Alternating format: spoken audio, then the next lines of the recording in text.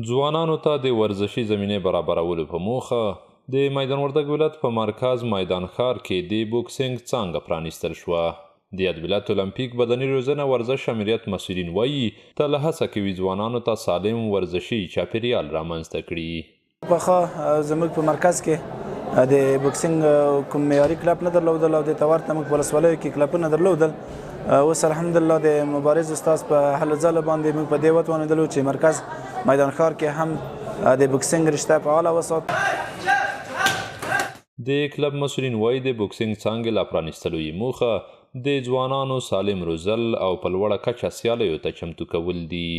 له مسؤلینو نه همدا غوښتنه ده چې کلبونو ته لږ توجه وکړي، مسابقې برګزار کړي، بعضې ورځې راځي چې په هغه کې نمایشات هغه کړي، ورزشکاران تشویق شي او ورزش ته رجوع وکړي. ورزش په څانګه د بوکسینګ لپاره دغه کمپ فعاله کړو. موږ د دې لپاره چې د ځوانانو لپاره چې تشویق شي. د اولمپیک بدني روزنې او ورزش امریت مسؤلین وایي په ولسوالیو کې د ځوانانو د روزنې په موخه بېلابېلو برخو کې کلبونه فعال کړي چې سلګونه کسان پکې ورزش کوي.